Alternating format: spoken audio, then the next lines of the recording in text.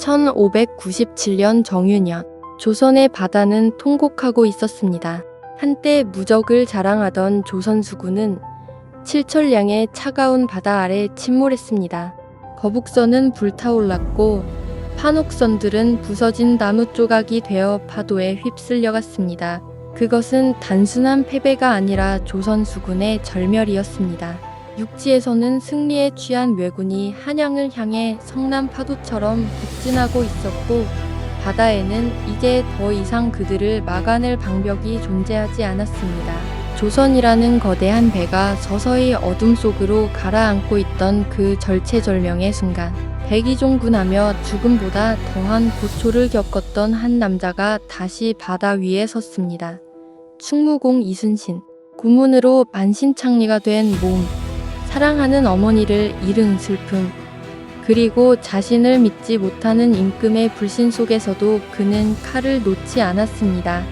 하지만 그가 마주한 현실은 참혹했습니다. 남은 것은 겁에 질린 패잔병들과 무더기가 된 단 12척의 판옥선뿐이었습니다. 조정은 비겁하게 속삭였습니다. 수군을 폐지하고 육군에 합류하라. 그것은 패배를 인정하라는 선언이었고 바다를 포기하라는 명령이었습니다. 하지만 이순신은 알고 있었습니다. 바다를 잃는 것은 나라의 숨통을 내어주는 것임을. 그는 떨리는 손으로 붓을 들어 역사의 길이 남을 상소문을 써 내려갑니다.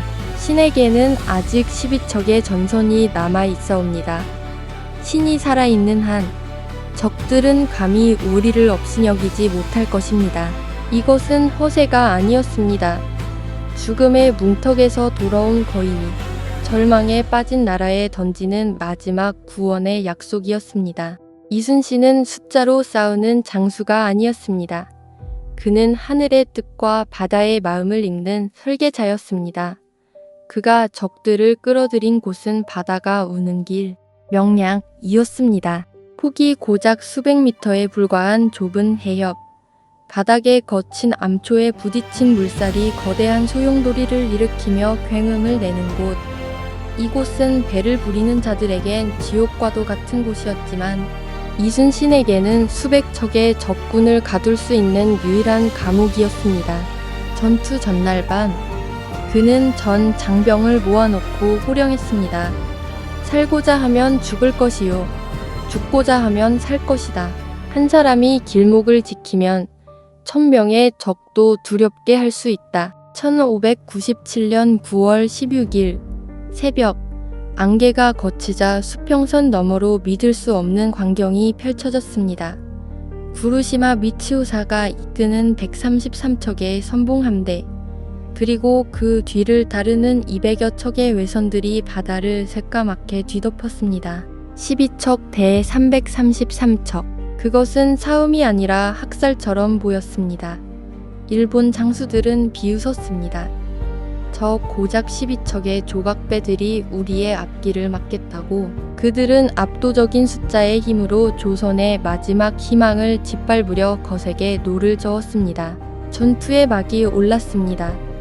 초반의 조류는 일본군에게 유리했습니다. 거센 물살을 타고 달려오는 수백 척의 외선은 거대한 파도처럼 조선의 12척을 덮쳐왔습니다. 공포가 조선 수군을 엄습했습니다. 일부 장수들은 겁에 질려 뒤로 물러나기 시작했습니다. 그 절망의 순간, 이순신의 대장선이 홀로 적진 한가운데로 돌진했습니다.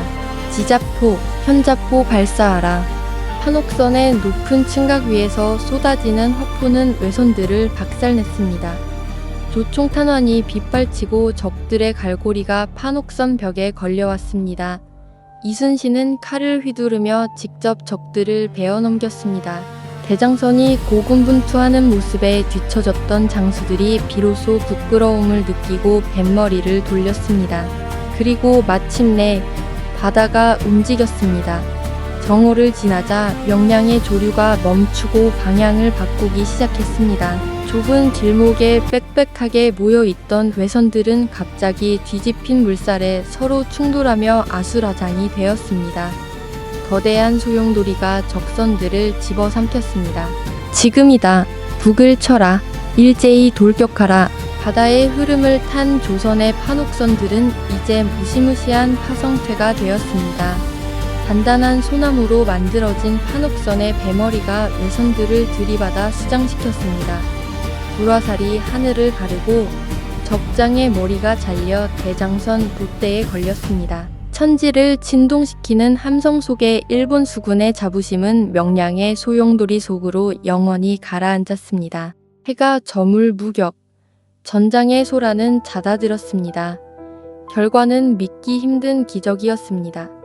일본 수군 31척 격침, 수십 척 대파, 그리고 조선 수군의 피해는 전선 0척 이었습니다. 전투가 끝난 후 피 묻은 칼을 닦으며 이순신은 말했습니다. 이것은 하늘이 도운 천행이었다. 하지만 우리 모두는 알고 있습니다. 그것은 하늘의 묘행이 아니었습니다. 조국을 위해 죽음을 각오한 한 인간의 철저한 지략과 끝까지 자리를 지킨 민초들의 용기가 빚어낸 필연적인 승리였음을 말입니다. 명량의 전은 단순한 승리가 아니었습니다. 이 전투로 인해 조선은 다시 바다의 주권을 되찾았고 풍전등화 같았던 나라의 운명을 다시 세웠습니다. 오늘날 우리는 각자의 삶 속에서 수많은 명량을 만납니다. 나를 압도하는 시련, 도저히 이길 수 없을 것 같은 현실 앞에 서 있을 때가 있습니다.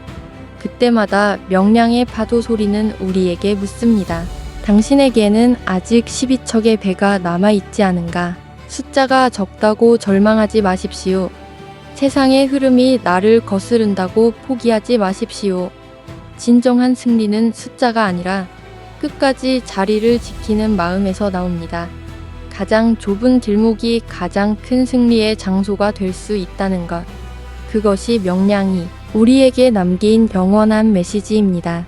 바다가 울고 역사가 기억하며 우리가 이어가야 할 이름. 그것이 바로 명량입니다.